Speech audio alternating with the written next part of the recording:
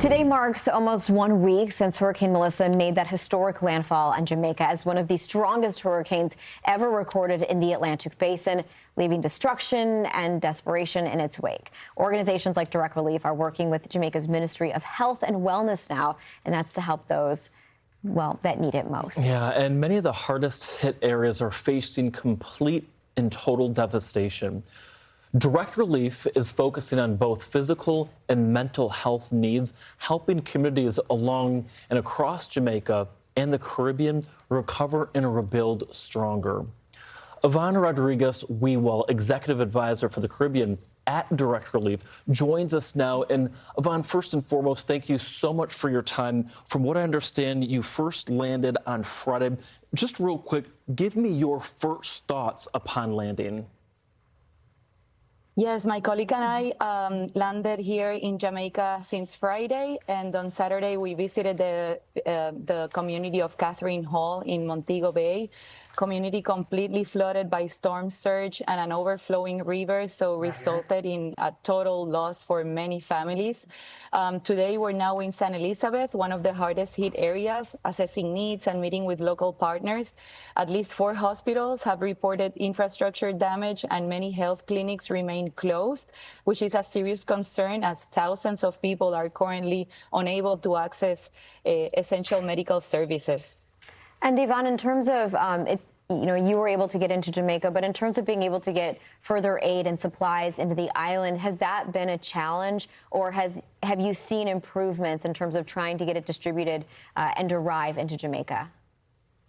Logistics are definitely a challenge. There's unstable communications, transportation, and movement around the ground.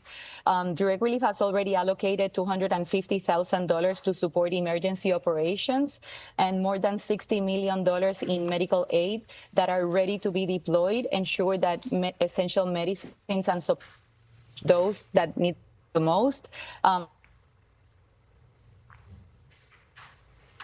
And obviously, there's going to be a little bit of instability with the signal out of Jamaica as we speak. So we're going to attempt to try and connect with Ivonne here shortly.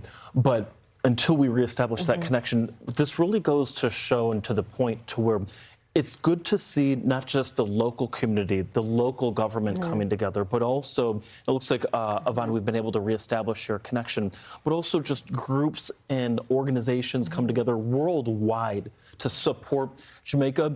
And, you know, Ivonne, that's exactly what your team is doing. You have boots on the ground.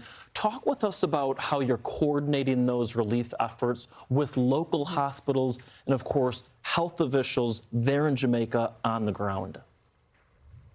Yes, and sorry about that. I was just talking about communications, right? This is exactly one of the logistics challenges that we have been facing. We're currently working with the Jamaica's Ministry of Health, and on Saturday, a second shipment is expected to arrive with several tons of vital medical supplies worth an estimated $1 million from our warehouse in Santa Barbara, California, to support specifically Jamaica's Ministry of Health and Wellness.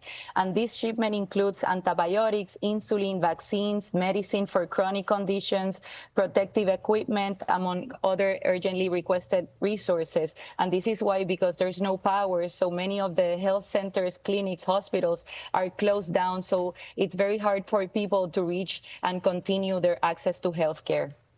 And real quickly, too, before we leave you, Ivonne, in terms of help, a lot of people are seeing the images and realizing just the massive amount of need that continues to grow in Jamaica. The best way for people to help if they are watching. Direct Relief is a privately funded organization, so our work depends entirely on the generosity of individuals, foundations, and private companies that make this possible. People can go into our website,